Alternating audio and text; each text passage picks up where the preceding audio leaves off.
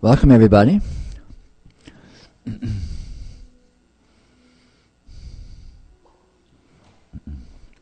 The essential spiritual problem turns out to be a very simple one. It consists of misidentification. We think we know what things are. And we think we know what situations are. We think we know what beings are. We think we know what people are. We think we know what we are. We think we know what the world is. We think we know what objects in the world are. And of course we have very intimate experience of all these phenomena. But if we look very closely, we will discover that there is an actual misidentification going on. For example, this is a cup, right? Everyone knows this is a cup. And yet, what is it actually? Well, actually, it's an experience. Okay? What is experience? What is experience? This is a very interesting question. What is experience? We all know experience intimately, obviously, because every instant our very being consists of nothing other than experience that we can find.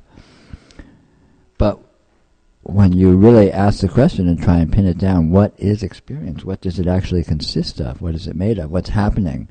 What event is it? What even category of event is it? We're stymied. You know, if we're honest, if we're intelligent, if we're unbiased with regards to that inquiry, we're stuck. It's, well, here it is, and so we have intimate access to it. We can look at it very profoundly and very closely, but try and pin down exactly what it is. What is experience? Well, I'll be damned if I know. And in actual fact, if you look very closely at all the certainties that populate your life, your friends, your family, your environment, your possessions, the objects around you, the towns you live in, the world you live in, the universe you live in, your body, your thoughts, all of these phenomena, on close examination, resolve to nothing whatsoever than the presence of experience. And what exactly is that? So if we don't make this inquiry, if we don't examine these things in an unbiased fashion, then we just assume, I know what matter is, I know what space is, I know what time is, I know what consciousness is, I know what human beings are, I know what the world is. It's because we have a lot of data points about all of these topics. We have a lot of experience. We have a lot of density of textual experience on all of these sort of categories. But ultimately, if we look really close at all of this vast body of knowledge that we unexaminedly may think we have, that we may think resolves to something, we'll find that it doesn't actually converge to coherence. It doesn't actually amount to anything that pulls together. It doesn't amount to anything that is convincing, except for the fact that any and all of it is demonstrably nothing whatsoever other than experience. And what is experience? What is experience? Well, we can't say. But if you can see that fact, if you can see the truth, the completely obvious truth that you've never experienced anything whatsoever other than experience itself, which comes in all of this, intensely detailed patternings and colors and shapes and qualities and sounds and so on and so forth, right? Self-evidently. But you can't say what any of it is. Take the example of a dream. In a dream, you can have very precise, very present experience of all sorts of very detailed experiences, colors and shapes and sounds and textures and touch, thought, emotion, all of these things present in shockingly and realistically sharp detail, right? But what is present? You wake up and you realize, well, nothing was present but dreaming. What is dreaming? Well, dreaming is just a word for an arbitrary categorization of experience, right? A dream is a mode of experiencing. And when you wake up, you can see that there was nothing there but experience. There was nothing there but the dream. All the people and objects and environments and circumstances that populate our dreams, we wake up, poof, they're nowhere. And they never were anywhere even when we were experiencing them. And yet, they have presence as experience. Can you not say exactly the same thing about your waking experience? When you go to sleep, where does this world go? Poof, it's gone. So it's quite self-evident that we can know nothing other than experience itself, which is all very well and good. But here's the kicker.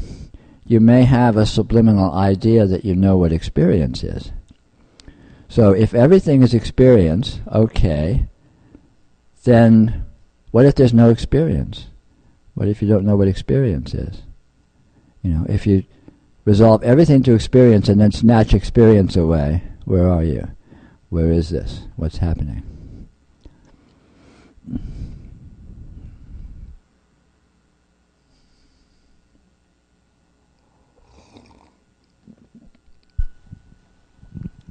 I have a couple of questions.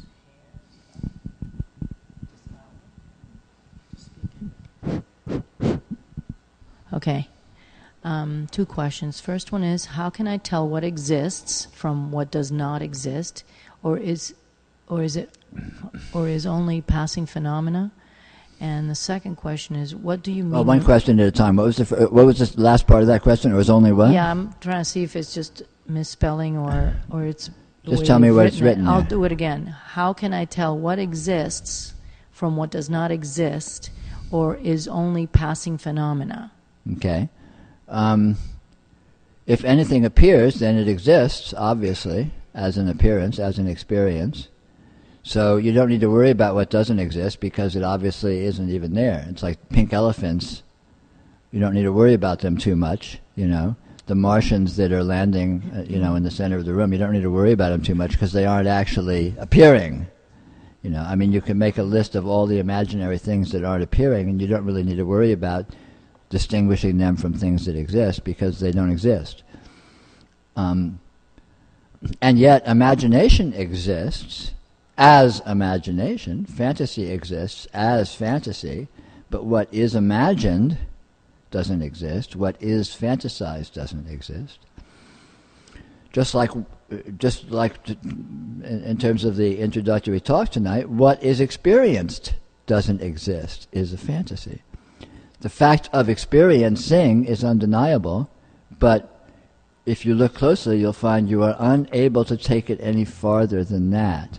Then the conclusions we've all drawn about, well, I'm experiencing, so therefore I'm experiencing something, I'm experiencing, so therefore I'm experiencing a world, are just assertions. They're empty assertions. It can't be demonstrated. So what was the second question? Second question is, what do you mean when using the word meaningful? What are the qualities of something that is meaningful? That's an interesting question. Meaningful, I would suggest, implies being representative of or representing reality itself, which basically means any actual phenomena, i.e. experience. Experience is meaningful. Nothing else is meaningful, but that's easy to say because there is nothing else but experience. So in other words, anything that actually exists is meaningful as existence, as presence, and in no other way whatsoever. But that's not limiting it, because to say as existence or as presence doesn't imply any smallness or any limitation or any partiality, does it? Because who said presence is small? Who said experience is small or limited or in any way finite?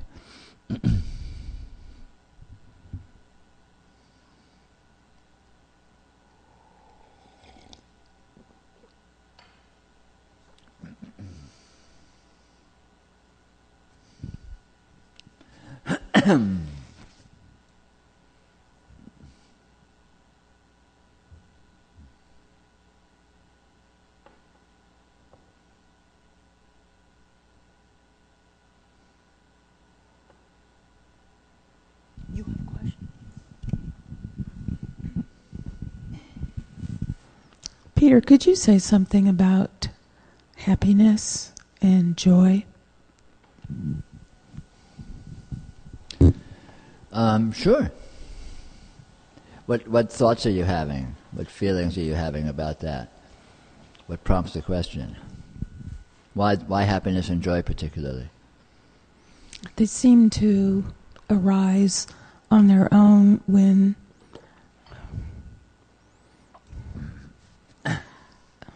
the specificity of what's happening is not attended to, but rather that just experience itself. Instead of getting caught up in the specifics of experience, the fact of experience seems to generate a kind of basic joy that's not necessarily associated with something that comes and goes. Yeah. Well, or not. Yeah, sure. Noticing what this is to any degree, i.e. finding yourself detached from obsessing with what you're thinking things to be and the associated implications and obligations and suffering and storylines and goal orientation and all that's implied in what you may think things are. Being with all of that can feel weighty, can feel, suffocating, can feel stuck, can feel obligatory. Whereas noticing the actual condition to any degree, noticing the fact that none of that actually exists in actuality except as an assertion, except as a hypothesis, is liberating. And this sense of liberation, by contrast with the oppressive sense of being buried under a mountain of circumstances that you may feel stuck in your life, when you see the actual condition, which is not like that, by contrast with this weightiness, there can be a sense of joy, a sense of relief, a sense of, wow, what a load off, thank goodness, It's like, perhaps, waking up from a nightmare or something. It's a feeling of, oh, thank God, that wasn't actual. Or contrarily, going to sleep after a difficult day, there may be an inherent feeling of like, oh, just sort of letting go, which it feels inherently pleasurable. It feels joyful because, by contrast with the oppressiveness of all of that storyline that we're holding to be real and that we're feeling that our happiness depends upon.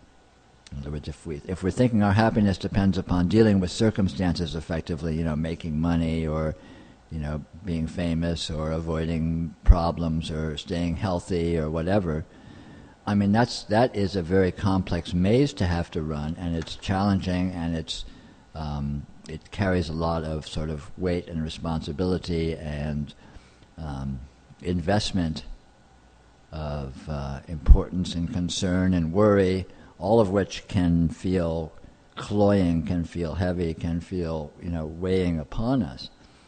And seeing that is actually not the case, seeing that, oh my gosh, this is just an inconceivable, ultimately miraculous field of experience, and I cannot, with any conviction whatsoever, say anything farther about it.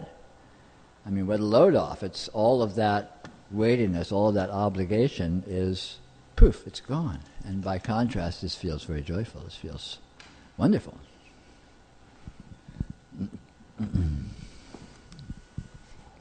So one would have to regard what happens in one's life in a different kind of way. Well, see what it actually is. What happens in your life is a flow of inconceivable experience. In actuality, it's the presence of colors and shapes and textures and sounds and thoughts, none of which are ultimately analyzable. You can't know what any of it is. You don't know what color is. You don't know what thought is. You don't know what sound is. And you may jump to conclusions and think you have theories about what causes, light means that I'm seeing some object that is reflecting the light, and that object is actually there, and oh my God, I better figure out what to do about it. I mean, that may be the typical train of thought that consensus reality implies.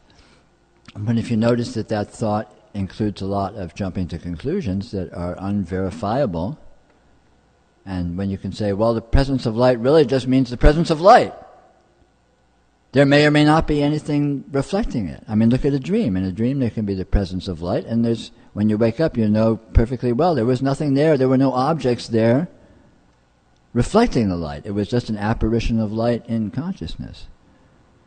And you cannot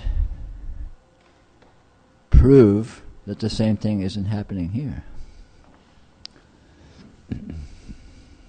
So it's not a matter of attending to the details of what's happening in your life. It's a matter of seeing what those details actually are. It's not a matter of glossing over the details and going to some kind of fuzziness and, everything is cloudy and everything's fuzzy and I don't see any sharp lines or any details. Like, no, all of this detail is extremely present. Every color, every shape, every nuance in the field of vision, for example, every harmonic in the field of sound, every weird presence in the field of thought, and so on and so forth. Whatever is present, most of which is completely unqualifiable, we don't have language for it, just weird vibes and moods and flavors, right?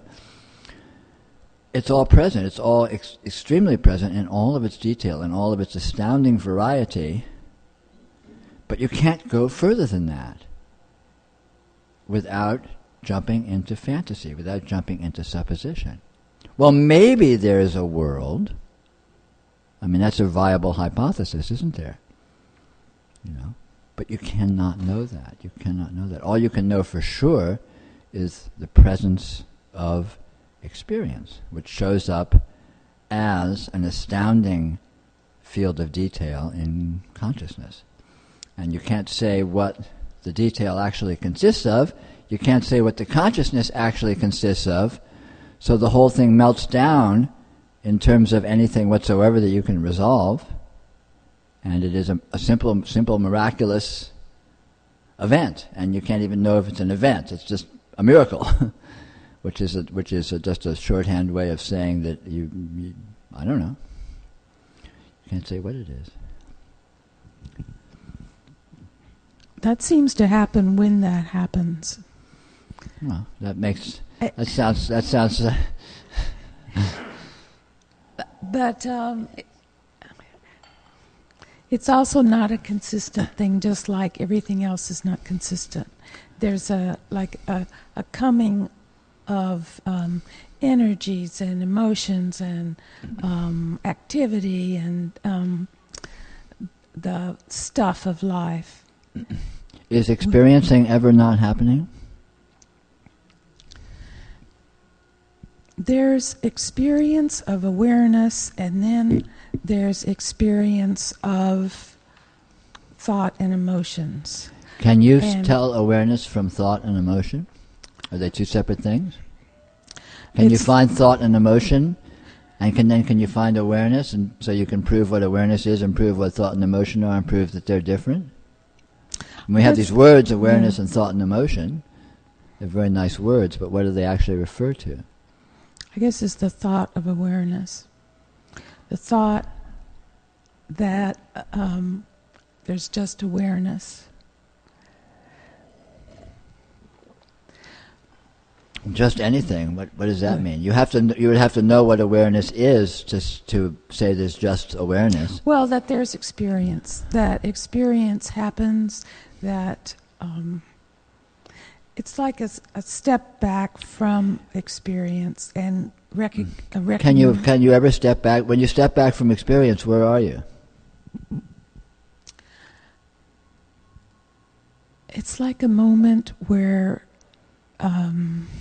you're no longer taken over by an emotion and a thought. It's like a release from that and an awareness of a kind of a relationship to that, or that it has just happened, or it's a slight shift or change from having been within something. But when this change happens, before the change happens, you were in nothing but experience. After the change happens, you're in nothing but experience. So why bother to assert it as a change? Why not simply observe that experience can look like anything?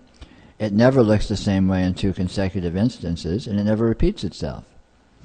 Therefore, you can arbitrarily categorize some aspects of experience as open, you can characterize some as closed, you can characterize some as emotional, you can characterize some as free of emotion, or, arbitrarily you can categorize it as waking, so you can characterize it as sleeping, blah, blah, blah. You can characterize it as confused, you can characterize it as clear. But each of these categorizations, when you go looking for the actual quality you're trying to categorize, you cannot isolate it, you cannot define it, you cannot resolve it as anything clear, so they turn out to just be imputations of experience itself. So these separate qualities may not actually exist as anything other than experience. So why bother to go through this elaborate classification?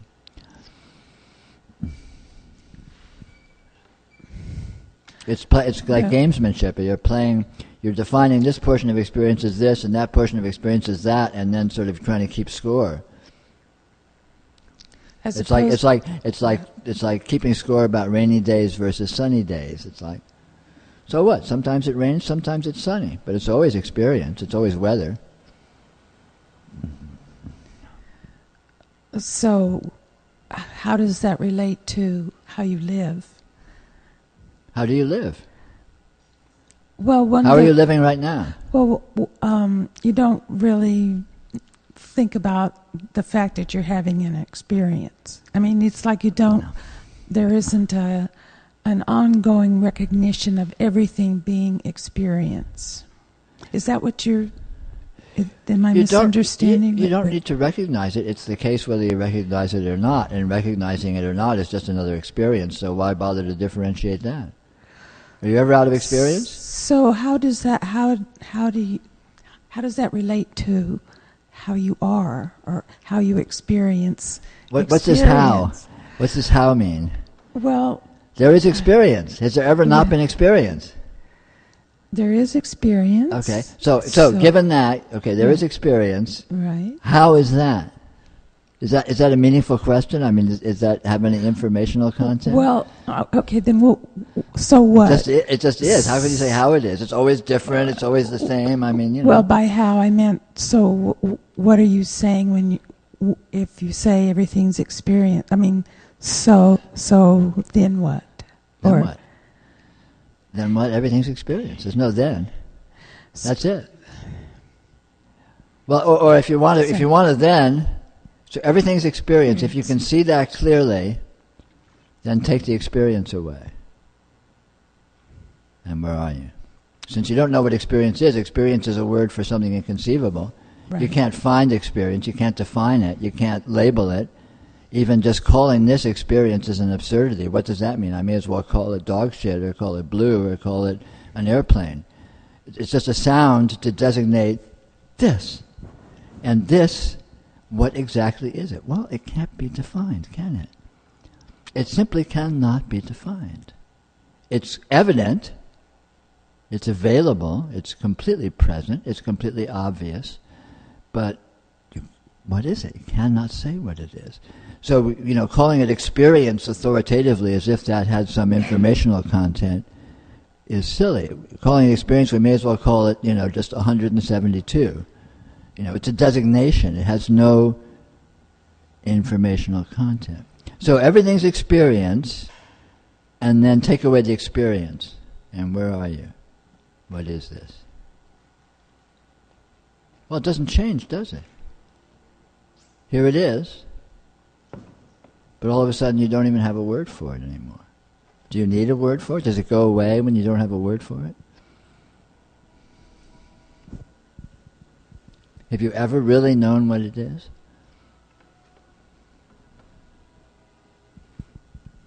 Do any of the words in the dictionary in any language actually meaningfully define this? This completely obvious, self-evident condition?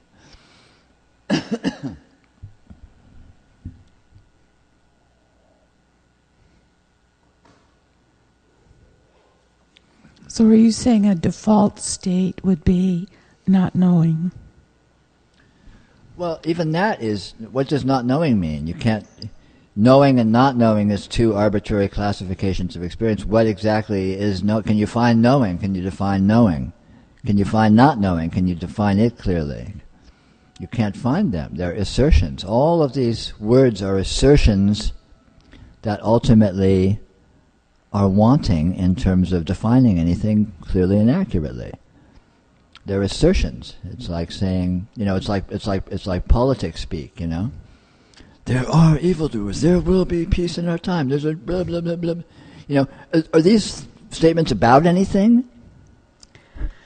They aren't. They're assertions. They're poetry. And likewise, talking about knowing and not knowing is more poetry ultimately, because experience is experience. Is it knowing? Is it not knowing? Well, it's kind of shades of gray, isn't it? Or what? I mean, you can't even say that. What does that mean, shades of gray?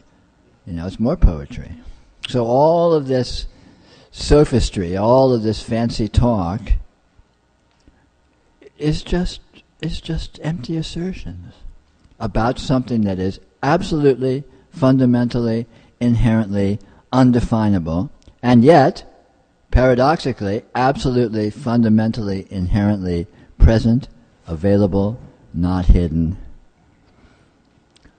And the sole fact is this event here, right? Experience, being, whatever sort of empty label you want to hang on it. It's not changed by what you call it, is it? Well, there's an abiding. Well, yeah, this is always here. Sure, let's call it abiding. I mean, it's always now, isn't it? That's the abiding. Is it ever not now? No. Has it ever been not now? Never. Well, there's your abiding.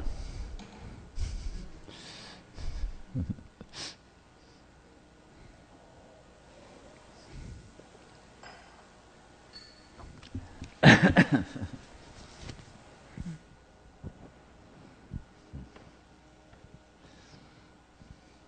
mean, this is it.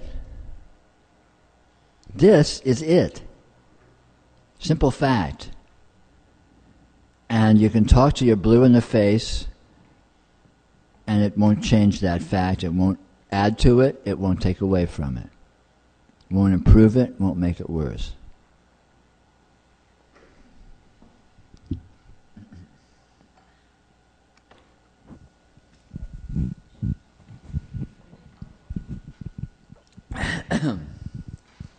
So, it seems as if most of the words that we say about things don't really say anything, or don't really mean anything. Yeah, sure. Because we don't know exactly what they refer to. They aren't definitive. They're hand wavings, And they're very erudite, and we can speak as if we knew what we were talking about. But all it means is we know how to talk, not that what we're saying defines anything or is accurately or coherently referring to anything. Because no one knows definitively what anything is. It can't be said what anything is. I probably said 100 times in these talks, you get the greatest Nobel Prize winning physicists who ever lived in this room and ask them to a person, what is this? What is anything? What is an electron? What is energy? What is space? What is time? And to a person, they will answer, if they're being honest, we don't know. We can tell you a lot about it, a lot about what we think, how it behaves, and so on and so forth, but we don't know what it is. Okay? Do you know any better? Do you know what anything is? Do you know what light is? Do you know what consciousness is? Do you know what time is? I mean, you know them intimately, directly, but you can't define them. You can't say you can't even say if is space part of time or is space different than time. Does space even exist? Does time even exist? Or is it something else? Who knows? I don't know. So the fact that you can't really define or say what anything is, what about all those things that people do say about things? I mean, what is the value of that? What indeed? Okay. Or like when you were saying a while back, you're like, this is experience. Then you take away the word experience, and you got this is. And I guess then you could take away the word is. You got And then this. and then you take away the word this. Yeah, and then what? And then what? But it doesn't go away, does it? The word this remains even though we don't say it out loud. Well, even if you take the word away and take the idea away and everything, it doesn't go whoop and fade to a dot and disappear, does it? Not yet. No, well. So this isn't dependent on what you think about it, is it? It's not dependent on what we call it.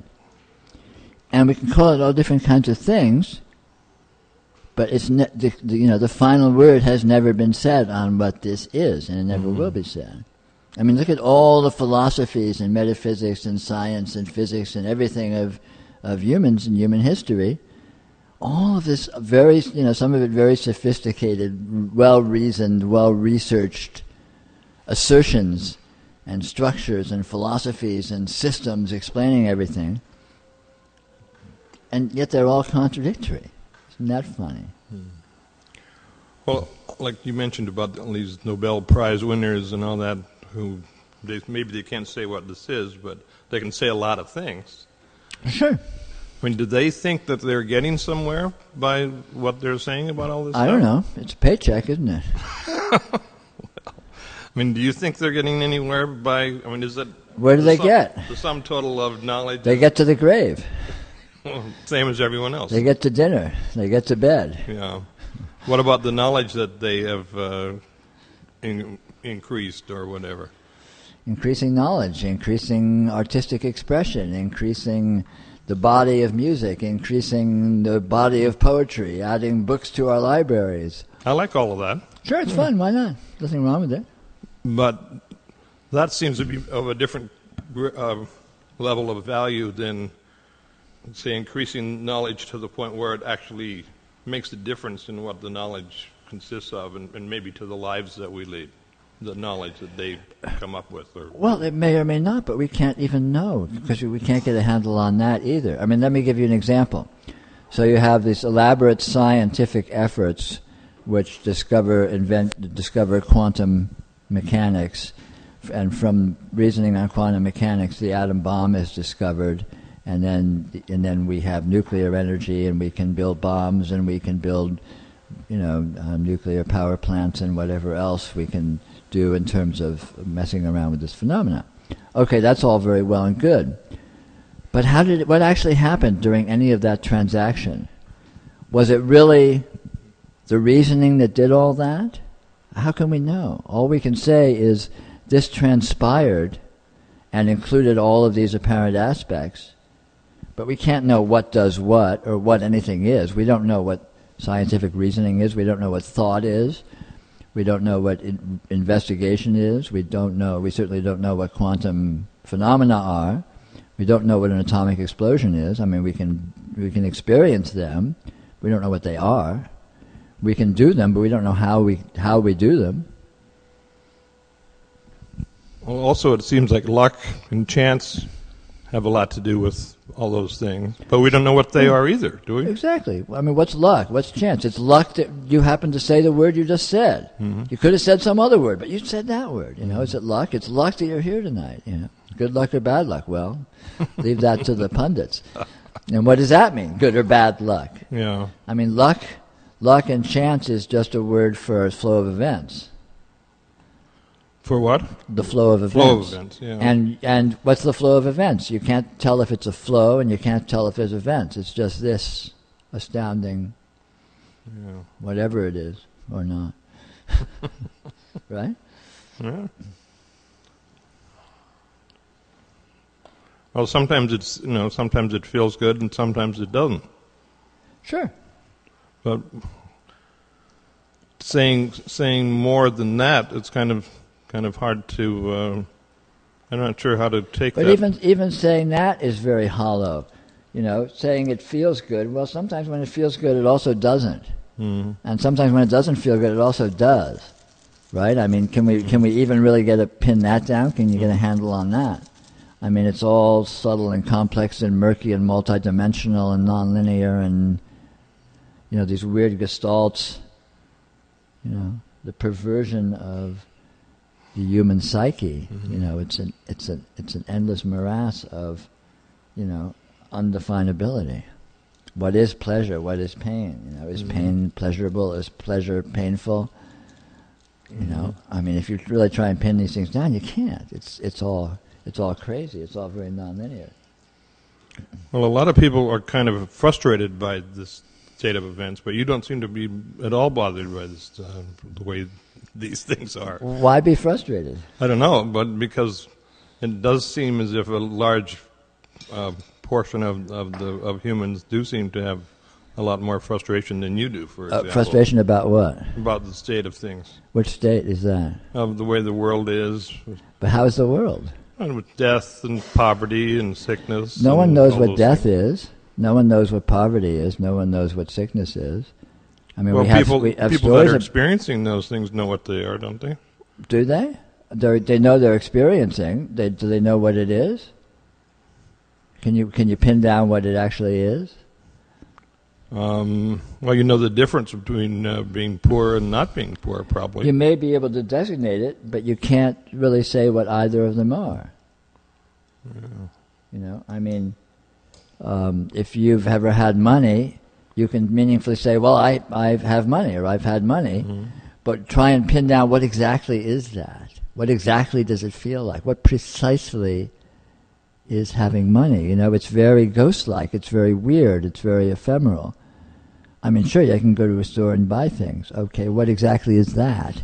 What is going to a store and buying things? Well, you walk into a store and you give them money and you grab something and you walk out. Okay, fine, but what is any of that actually, precisely and definitively? And you look at it and it's, you know, if you look really unbiasedly and look really carefully, it resolves itself to unfathomable experience. You know? You have money, say buying things is an experience. Well, every time you've bought something, it's been a very distinctive experience, hasn't it? And you felt different every time, and the result was different every time, and every detail of the experience was different every time. So how can you generalize? How can you sum it up? You know? The same with, you know, we have these things like poverty or something, as if that was a single entity that was coherent and sat there and you could find it. I mean, it's an infinite set. Poverty consists of, you know, a vast array of experience. You know, are people who are poor never happy? Are people who are poor never unhappy? Are people who are rich never happy? Are people who are rich never unhappy? Are people who are poor never buy things in stores? Are people who you know, I mean, you know, so you get down to cases and really look at what, I mean, you'd say, okay, there's poverty. Yeah, this person is poor. It's not that that's not true. It's just that is a very vague assertion, and you can't find what it actually refers to with any coherence. Because experience is like that. Life is like that. You know, you go looking for what anything is. You know, am I successful? Am I a failure? I mean, ask yourself that question. Well, you know, and if you just look quick, you can say, oh yeah, I'm pretty successful, you know, oh, I'm kind of a failure, you know, but, and then you look a little more closely, exactly, where do you find success? Where do you find failure? Where do you find these things? You know, and then you look at the details of the flow of your experience in life, and it's this mirage that is present, but the closer you get to it, it recedes and opens, and you can't pin it down. You can't, success? What is success? I'm here. You know, I've never not been here. Right? Am I successful? Am I a failure? Am I happy? Am I sad? You know, am I fulfilled? Am I unfulfilled? I mean, it's kind of, I don't know. I can't really say. It's not like that, is it? It's slippery. It's multidimensional. It's, you know, it's nuanced. It's a gestalts of inconceivability, and they don't resolve to a nice little happy ending, or unhappy ending for that matter. They don't resolve to coherence or something that you can get a hand on and say, yes, I've got it.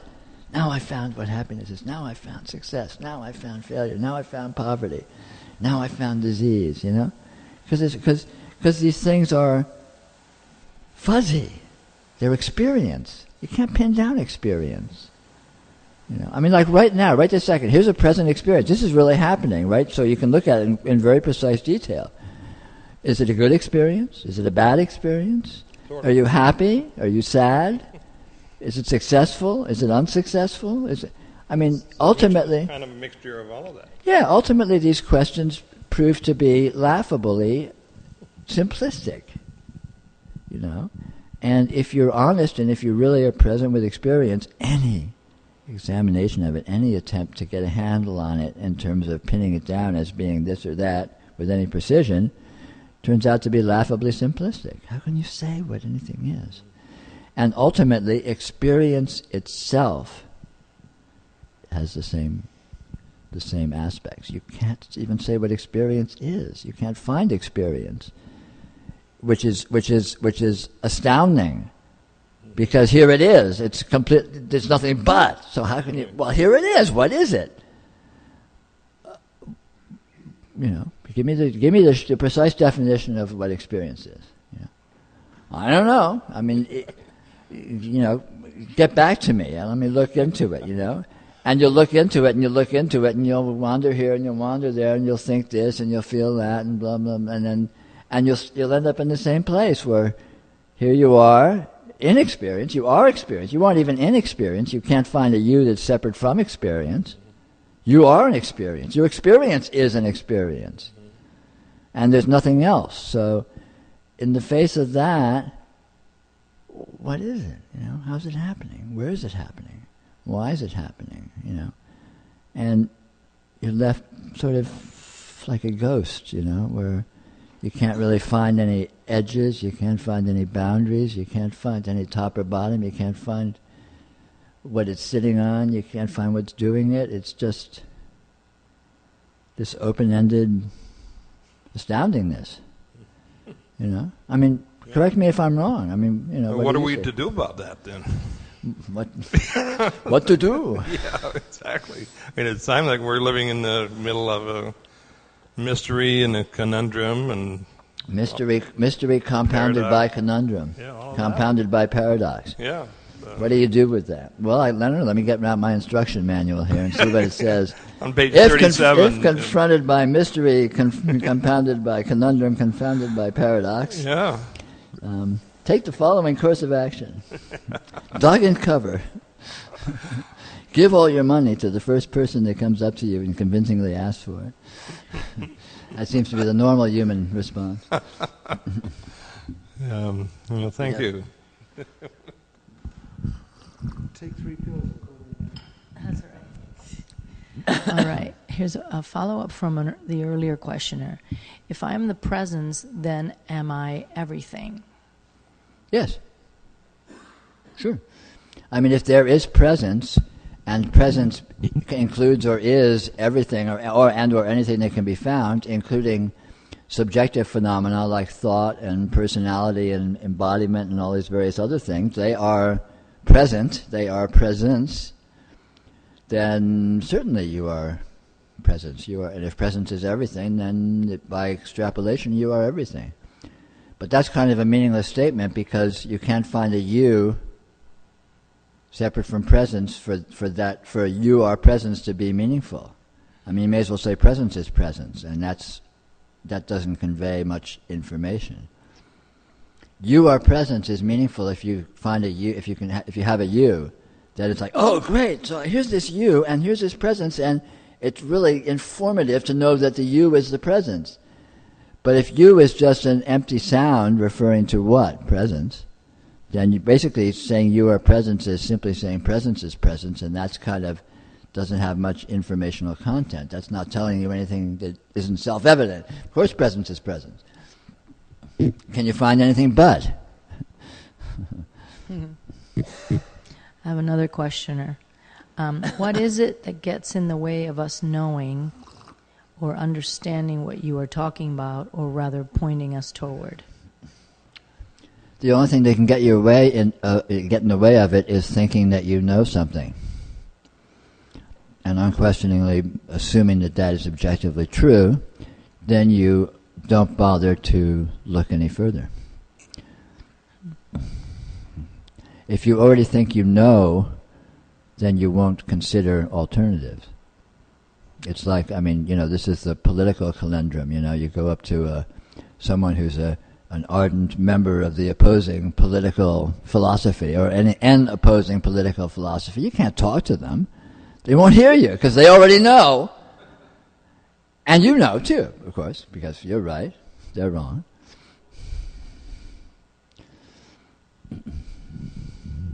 And same in religion.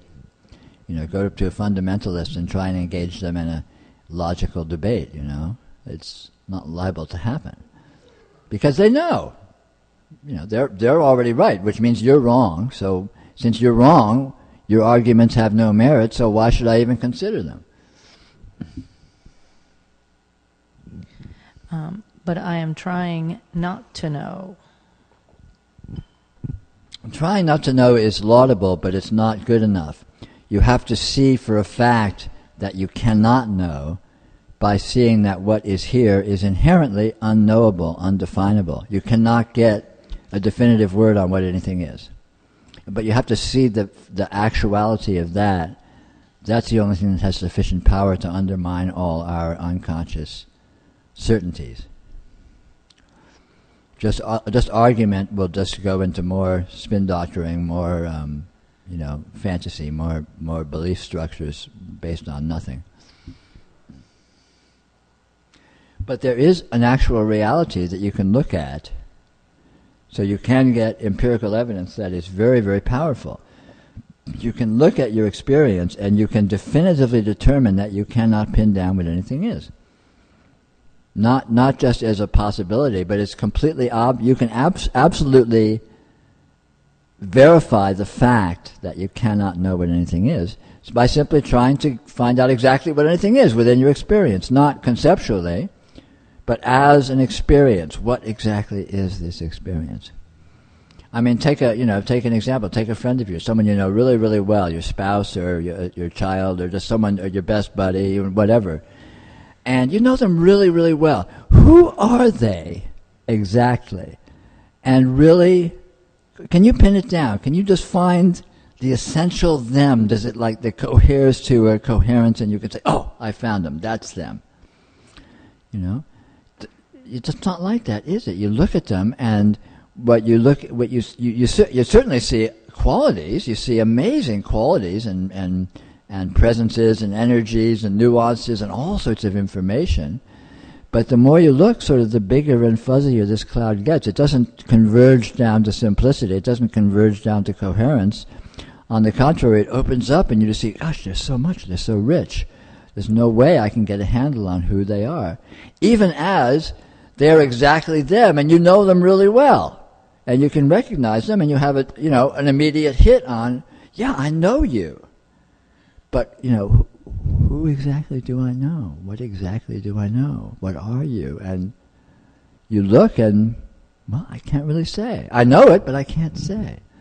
And all of our experience basically seems to resolve to the same condition. We know it intimately. It's right here. You know your experience. I mean, good God, you're with it every second of every day. You're the expert on your experience. And yet, what exactly is it that you're the expert on? What exactly is it that is here, that is happening here? In all this astounding detail and all of this depth of experience and depth of history and continuity of day after day after day being with these present phenomena, they don't cohere. They don't clump into a whole. Tell me, they don't clump, nothing clumps to a whole of coherence and converges to a simple essence and you can say, oh yes, finally I found what something is, and now I know what it is. It's not like that. The more you look at anything that is present, it opens, doesn't it? I mean, it opens into include more and more subtlety, more and more nuance, and you can't pin down a definitive version of anything, even as it's right here in front of you. It's the damnedest thing. It's bizarre. It's paradoxical. Experience is completely present, completely obvious, nakedly revealing itself, not hidden behind anything, and yet you can't say what it is. You can't find it. When you go looking for it, it's like a mirage. It just recedes. It doesn't cohere. It doesn't come together into, a single whole that you can go, oh yeah, this is it.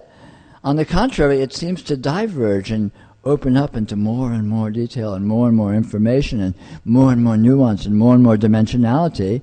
And you look at a portion of that, and the same thing happens, and the portion opens up into more and more. So it's a very, very strange thing that's going on here. So how to shake off these beliefs that are hidden and overt, both hidden and not hidden? I would suggest don't worry about the beliefs at all.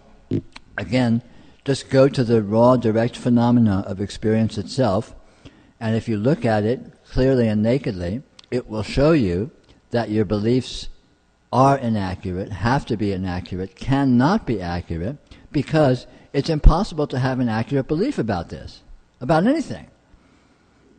Because the nature of what this is, as I say, it doesn't cohere into wholeness, into coherence, into integrity, into simplicity.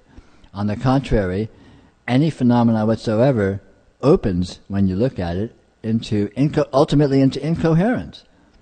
It's like who am I? I mean, this is a simple question. You've been yourself all your life, right? So who am I? You ask yourself that question. If you're honest, well, I mean, my God, talk about a complicated problem. It's like, who am I? Well, I'm me. That's obvious, but it doesn't say much. But make a list of my qualities. Try and make a compendium of my history, the things I've done, my talents, my abilities, my shortcomings, and I mean, it just opens into complexity.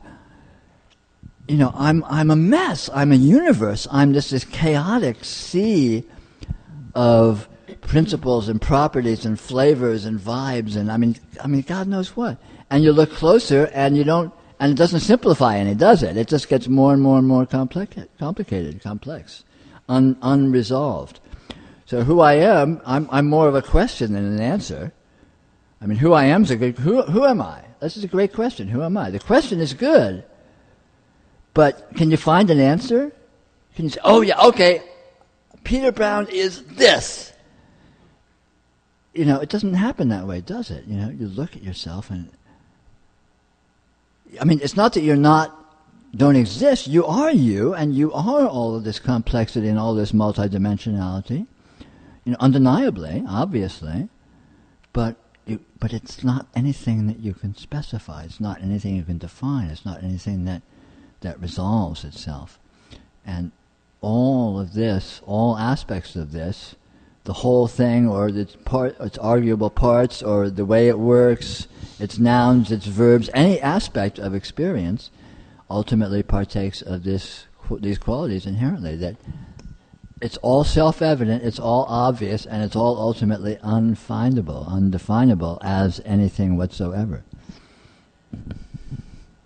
So you discover that fact, and there go all your beliefs, without needing to tackle them directly, or undermine them, or challenge them, or dissolve them, or anything.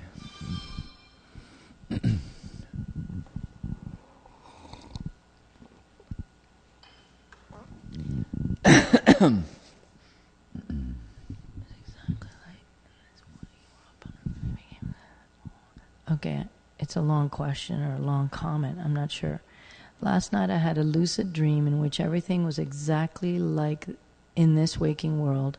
Upon reflection, it became clear that the whole world of my dream, including my body, my mentation, my feelings, was just the effect of my dreaming consciousness. Sure. And can you say anything different, conclusively, about your experience right now, sitting there in front of your computer asking this question? Can you prove you're not dreaming now? Can you prove you were dreaming then? Maybe instead of waking up, now you actually fell asleep, and now's the dream, and that was the waking life. Can you prove that that's not the case? Is it even meaningful to ask if that's the case?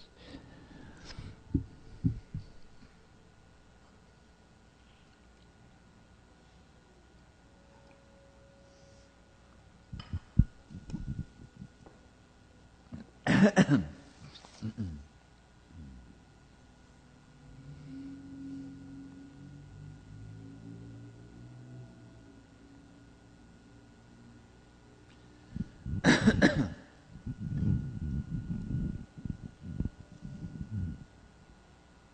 must be thinking about it.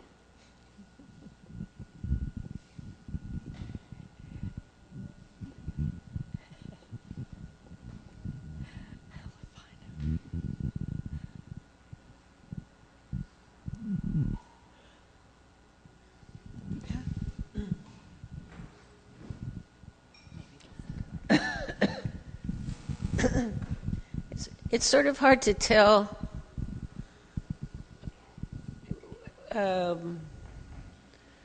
what comes first. Sort of suspending belief, or sort of realizing that you don't know, and sort of seeing through that, and then sort of being or recognizing this. Yeah. Or is it, or can you sort of directly sort of get a jolt, or experience of this, which then helps you, or then you just sort of don't know. Yeah, you cannot meaningfully suspend belief unless you have a lever to do so, unless you have a tool. You can't just say, okay, I'm going to suspend my belief now. You need some kind of a fulcrum or some kind of lever to enact that. And as I've been saying, the most powerful way to suspend belief is to notice the fact, the obvious self-verifiable fact that it is impossible to have an accurate belief about anything, because it's impossible to accurately and precisely and exactly determine what anything is. So therefore, and any belief you have implies some degree of accuracy and precision, So when you notice that accuracy and precision is inherently impossible, just can't be done, the raw material is not there to do it, then the beliefs just get ghostly and go away on their own without needing to be suspended or challenged or argued with or deliberately, destroyed or anything like that. You don't need to take on your false belief system, you just need to see reality, and that seeing will take care of your belief systems, your erroneous belief systems, in one fell swoop. And any belief system is ultimately an erroneous belief system, because again, it's impossible to have an accurate belief about reality. Reality cannot be believed in, it cannot be captured, it cannot be held, it cannot be described, it cannot be defined, and yet it's totally available because it's right here. You can't lose it, in fact, it doesn't go away.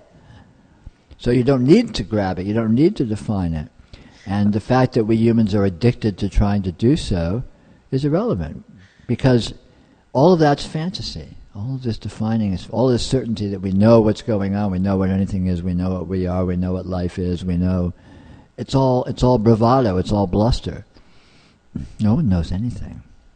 But you don't need to know, because this is what it is, and it doesn't stop being what it is when you don't know what it is. It doesn't function any worse when you don't know what it is, and it doesn't function any better when you pretend you do know what it is.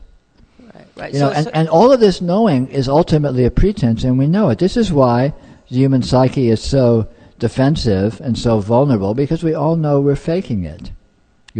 Since we were toddlers, we're wandering around in this vast experience, and we don't know what anything is. We don't know the names for anything. We don't know how anything works, right? I mean, we all know this when we're infants. We look around this world and go, "My God, what's going on here?"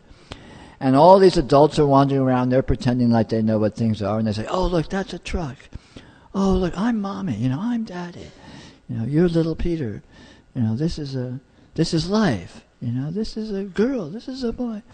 And we latch on to these labels as if they had information in them, and we become very skillful at juxtaposing these labels and talking and arguing and waving our hands around and getting emotional.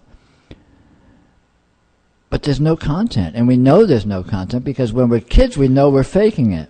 As we get older we get numb and we forget we're faking it. We start believing our own It's like a politician who starts believing his own bullshit.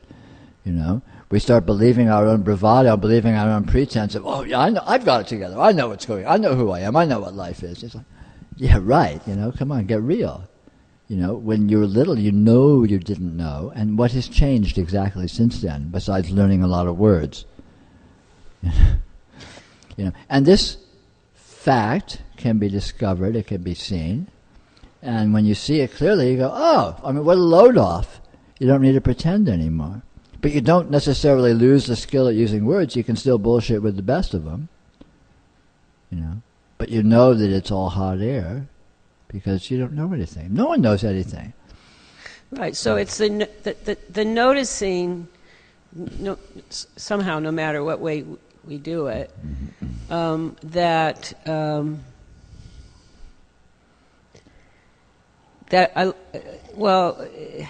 the way I can sort of say it is, I start to see a discrepancy between, the mysterious, or the undefined of this, and whatever I say I could be gazing upon or hearing, or it just seems that it becomes so much more. Yeah, sure. So the lever is the noticing first. Yes, noticing that experience transcends labels. Experience transcends definition. Everything is so much more than what you call it, so much more than what you think of it as. Just experientially, it just is. And that fact is powerful. That fact undermines this house of cards of assertion and claiming to know and having all of these labels and stories and thinking they're so important.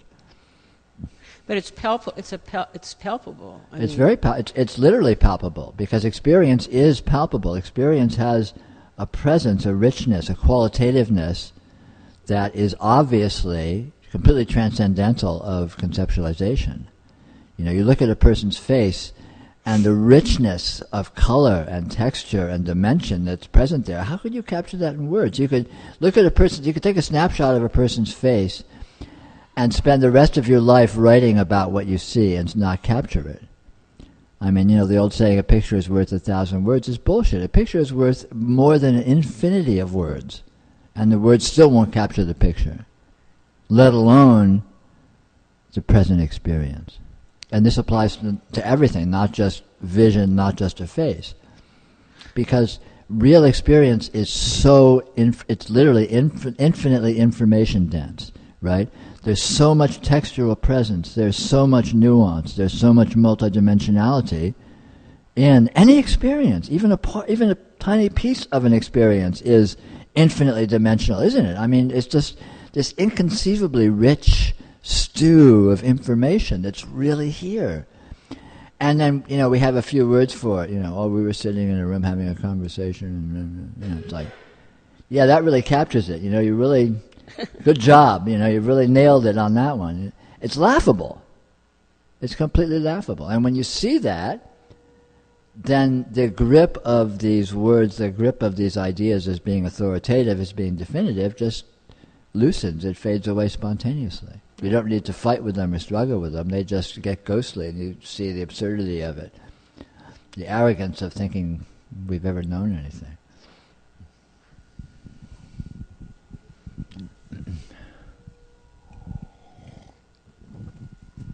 Okay, here's a follow-up question from the person who earlier was asking. Let me see if I can find her follow-up question. You had told... They had asked about trying not to know, and so how to shake off the beliefs. And now it's saying, how do I do that? Look nakedly at this? I know it sounds dumb. I feel like I've hit a brick wall and I can't seem to get beyond how I have been conditioned to look at life. Sometimes I feel like I need to be hit over the head and have some sense, I guess, knocked into them or something. Well, ... Maybe you do. But I would say, be with anywhere you can find in your experience where you notice a richness, a lusciousness, a fullness. Look at a beautiful sunset or something, anything that is obviously just hugely, profoundly present and ungraspable and full of, qualities, and just see the impossibility of finitely labeling those qualities that, I'm going to make a list of all the qualities that are present in this sunset I'm seeing, and I'm not going to stop till I've got them all. It's like, yeah, that's going to happen, because it's apples and oranges. This sunset is this infinity of fullness, of nuance, and these words are these little tiny chunks of implication, and you try and build a sunset out of words. It ain't going to happen, is it? It's just not going to happen. This gentleman here, Lily. This gentleman here.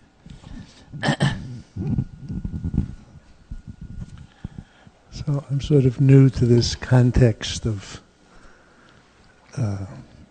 whatever you call it. I was wondering about the relative. We live in a world where you have the relative knowledge that gets us from here to my car and driving the car, and then there's what you're talking about, like these lights. I'm seeing very quickly, I saw what I don't like about them. They're very fixed. They're not like seeing fireflies. They're going the same pattern again and again, and it's annoying. If they were fireflies, like a sunset, there's that mystery. So what am I saying? Well, I'm wondering how the relative relates to this experience, this full... because you even, when you talk about even a little, this bit of experience, it's infinite, but there's still, we can, our mind has the capacity to do this little bit, and that's very useful, even in knowing that we're not experiencing, we're not in that. So I'm just wondering how, I feel like I'm not getting how. Well, maybe I'm always wanting for something to help my functionality in the world. Right. So, Yeah. So. Well, yeah, and this is a very good point. One logical argument is there's a dichotomy between this infinite inconceivability that is present as experience and our conceptual functioning within it, where we know, you have a list of, you go to the grocery store, you have a list of things to get, you go and get them, you know where your car is parked, you remember you got your key, you get your key, and all of these things that are describable and these narrations that we feel like we go through in life. And it seems like there might be a dichotomy between these, sort of a relative world and some absolute world. But in actual fact, of course, they coexist. They're the same world. And these narratives, these descriptions that we have of our activities and our circumstances exist in the context of this open-endedness, and they're one and the same. Because the descriptions are always partial. Our labels are always partial. You can say, I get in the car, I take my key out of my pocket, I put the key in the car, and I turn it, and the car starts, hopefully, right? Okay. But that narration is fine. But it exists in the context of actual events, all of which are inscrutable. You don't know what any of those consist of. You don't know what a key is made of. It's made of matter. What's matter? We don't know what matter is. You don't know how you have the functionality. You don't know how your intelligence works, how you have the miraculous ability to remember to have your keys, to have the ability to control your muscles, to put your hand in your pocket. No one knows how this happens. We just do it. I can move my hand around. Look at that. I don't know how it happens. I don't know, a physiologist could, write a thesis on what's happening biochemically with neurotransmitters and, muscle chemicals and blah, blah, blah. But it's all bullshit, because bottom line is they don't know how it happens. And yet, I can put my hand in my pocket, I can grab the key, I can take it out, I can put it in the car, I can turn it, and hopefully the car starts. So, again, these seemingly disparate worlds of rational descriptions and this astounding whatever, they are the same world. They coexist. They're one and the same. It's just and they aren't mutually exclusive. You can notice that this is an astounding infinite presence, let's call it. Whatever. All this stuff is unnecessary hyperbole. It's just this richness of experience, right? You can know it's that, and you can still speak. You can still go to the car. You can still go to the grocery store. You can still make a list. You can still answer the telephone. But you can know that as you're doing these things, you can be with the fullness that it is. And the advantage of this is it's a much more immediately fulfilling and gratifying way to be in your life. Instead of stringing your life out in terms of a narrative that has success and failures, that has goals, you get to be with the fullness of every step of the process, the fullness of the present moment as you go along. And it's not mutually exclusive. You don't need to not think. You don't need to not use words. You don't need to not use ideas. But all of that happens mysteriously. I mean, how do words happen? I mean, what is language? How does intelligence happen? How does thought happen? These phenomena that constitute the relative functioning are themselves mysteries, aren't they? So it all permeates, interpenetrates, and it's all basically the same thing. But then you also, I've always been having difficulty academically or in school and stuff, and being a sort of outsider. And there were certain thoughts I've always had that I always thought was strange. I mean, there's what you call imagination. There's so much information we get that we don't know firsthand, like whether they went to the moon or if there's hundreds, thousands of people dying in Somalia. I've not been there, but there's a way that we construct it. I mean, and it is real, but there's also a way we lay so much on it. Right. That we It's all a very mysterious. There's all these different layers of phenomena going on. You might say there's thought, there's descriptions of events that you haven't experienced, which are real as descriptions, and the implication is they may or may not be real in terms of your experience of them, or in some sense. I mean, you haven't been to Somalia, but one day you might go and see the graves or something, or not. And if you don't go, then these ideas just remain as ideas. They remain as relatively abstract information, which is concrete as thought. Thought is concrete. The presence of the ideas in your head is concrete. The presence of the information exchanges, reading them or talking to someone, is concrete. But the ideas themselves are abstractions, but they're concrete as abstractions. The abstractions are concrete. The idea of all these, the suffering in Somalia that we haven't seen is a concrete idea. It's a concrete abstraction that may one day embody or reflect a concrete experience that will specifically deviate from the idea. All actual experiences deviate from the ideas. For example, I can describe to you what it looks like outside this doorway, right, outside this building, and when you get up to leave here, you can go out and look outside, and your actual experience will deviate from my description, no matter how accurately I describe it, right? Because the words are not the experience. The words are not the thing, and when you see it, you'll be seeing it from a different perspective at a different time and different light, and everything will be different about what I'm describing. So you might go to Somalia, and you might see evidence of these events, but your actual experience of those events will be different than the actual experience of the person who told you those stories. But I guess I'm wondering about the suffering of that there's still knowledge of the world and places where people are really suffering, and they need to take some action. I mean, or be effective, or be connected to it in a positive way. Sure. And I think a lot of us, we get overwhelmed by all these human suffering. Yeah. Well, some people, but again, look at the spread of possibilities. I mean, people hear about Somalia. Some people get really involved and become activists. Some people sit and say, "Boy, that's a shame," and then go about their lives. Other people go, tough for them," and forget about it completely.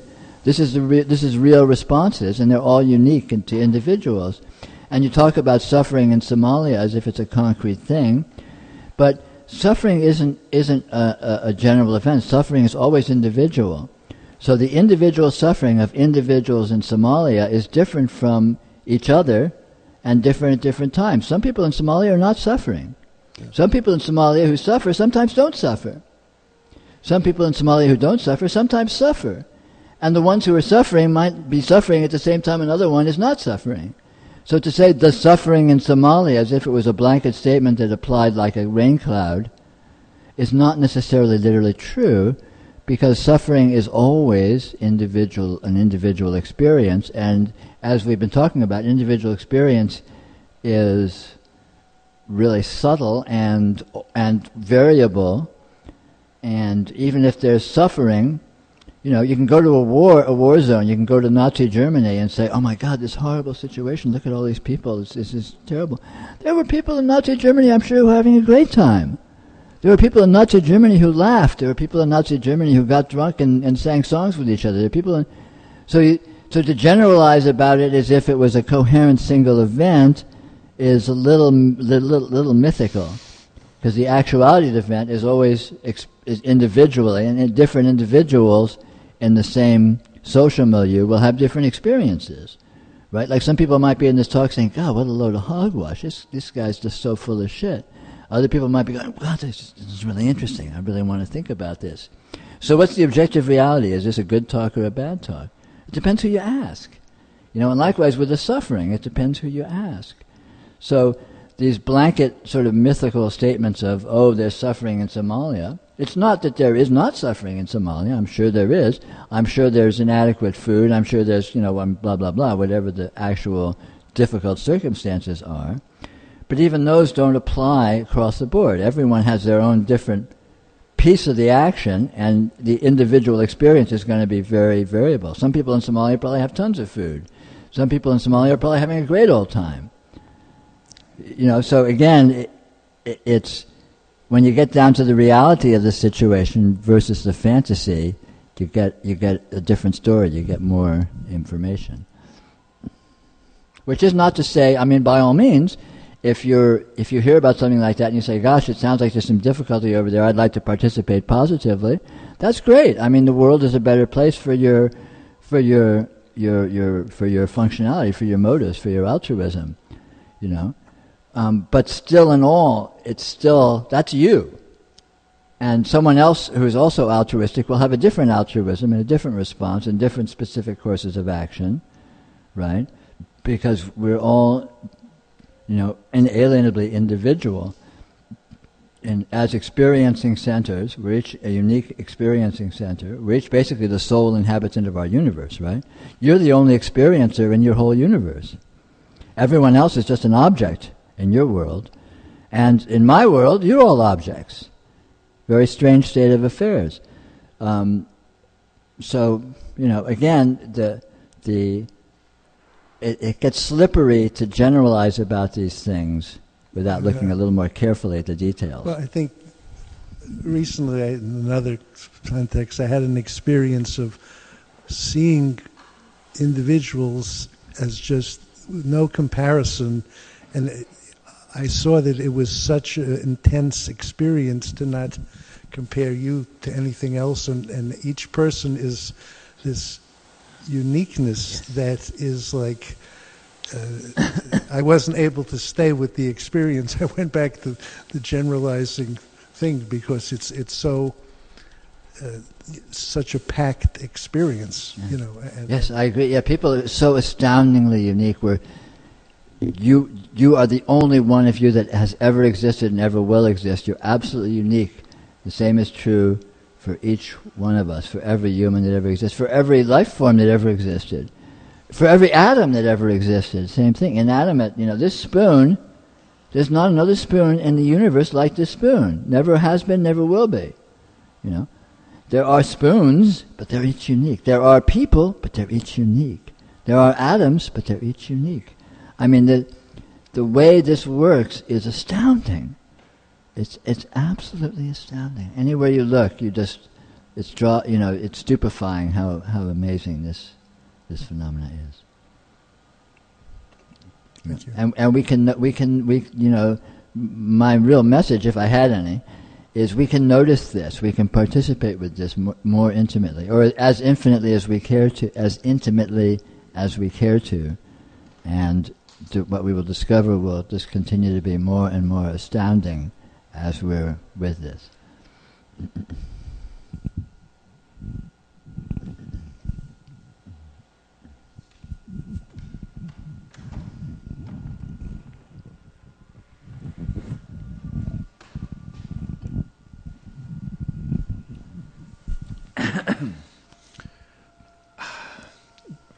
So I think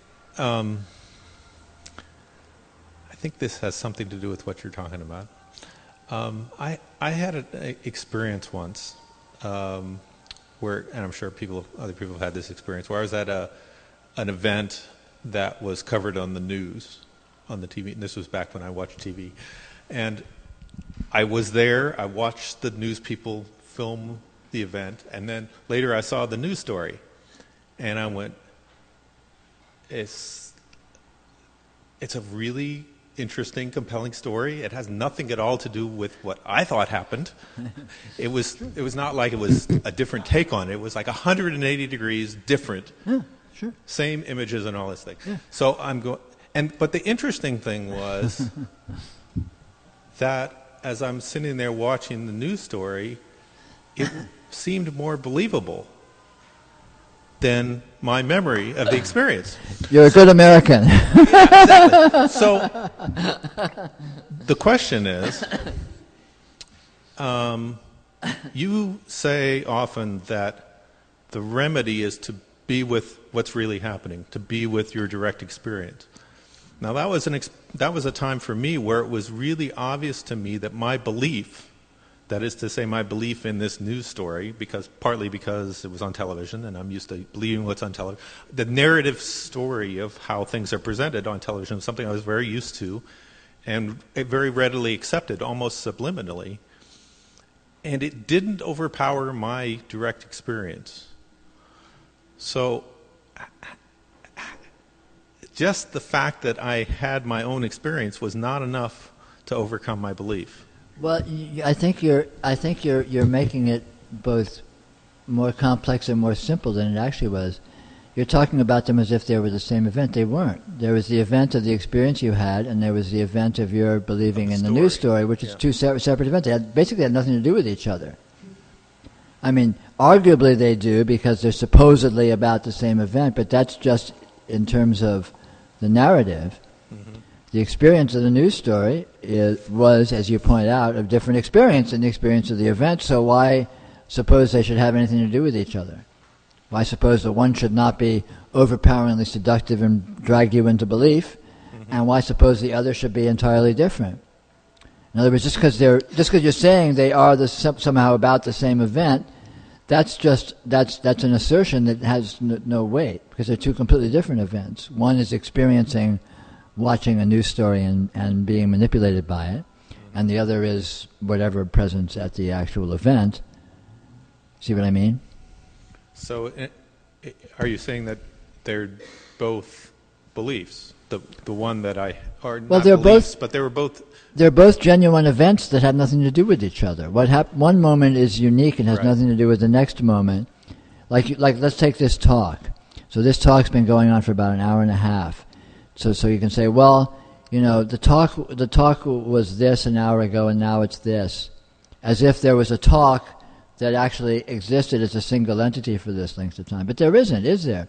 There's just discrete moments, each of which has its own universe of qualities that doesn't necessarily have anything to do with any other qualities. So to sum it all up under this umbrella notion of the talk, as if that was an actual entity and had any coherence or had any continuity, is just another empty assertion, because the actual experience can be anything. You can be, in a moment, you can be distracted and dreaming about what happened yesterday, or having an erotic fantasy, or thinking about a movie you saw, and that's your experience of the talk. But the talk is just an arbitrary designation of a set of instances, which again aren't really instances because you can't really discretify them. It's too weird what they actually are, right?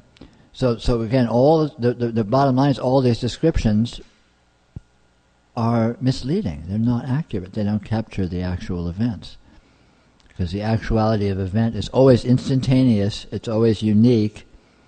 It's always infinitely dynamic. The next instant is going to be entirely different than the previous instant.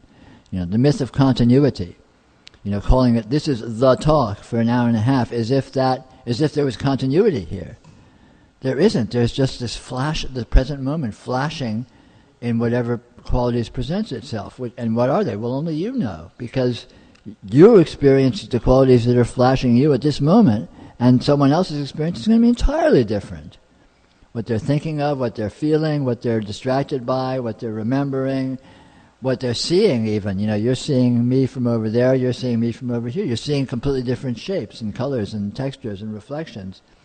So to impute a continuity, sort of a blanket statement that this is a talk and it has coherence, it's a single event that has continuity, is all just spin doctoring. It's all just narrative. It's all completely incoherent, instantaneous flashes of this, whatever it is. You can't say what it is. I mean, that's really the whole point I'm trying to make. You can't say what's happening in any moment. So how can you meaningfully try and join together a lot of moments and simplify it as having any coherence, when even one moment doesn't have any coherence? I mean, just take a moment like that. In that moment, exactly what was happening. So, how can you say? How can you pull that into a coherence? How can you pull that into, here's the caption of exactly what was happening in that moment, definitively, conclusively, It's laughable. It's like, I don't know. It was weird. It was just, I was sitting here and, feeling all kinds of feelings and thinking things and seeing things, and what happened? I don't know. I mean, it doesn't clump together into coherence. It doesn't clump together into a logic, does it? I mean, it's just what's happening in a moment is. It's not that it's not here. It's not that it's not actual. It's just that it's not coherent. It doesn't fall into a nice category or a nice narrative or a nice caption of, this moment is, this is happening, and that sums it up, I mean, that's the whole, you talk about your news media and your news stories, your believable news stories, that's their whole MO, is making these empty assertions and, Obama has a difficult day arguing his bill. Okay, there's a sentence, Then if you look at the actual real-time experience of Obama and the people around him for the 8 hours that constitute his workday, you're going to see a universe of events. And how accurately does that one statement include all those events and all the things that all the people involved in those events were thinking and feeling and doing? It's it's beyond laughable. Or even any of them. Or even any of them. Yeah, good point. I mean, it's beyond laughable, and yet people who are seduced, who are gullible to this mode of propaganda, go, "Oh yeah, Obama had a tough day today. Too bad." Or, "Oh yeah, good." It's all, what's the word? There's a nice phrase. I can't remember it. Oh well. I think it's something P.T. Barnum said. Anyway, thank you all very much for coming tonight. I hope you've had a fun or interesting or amusing or otherwise. I hope you had some kind of time.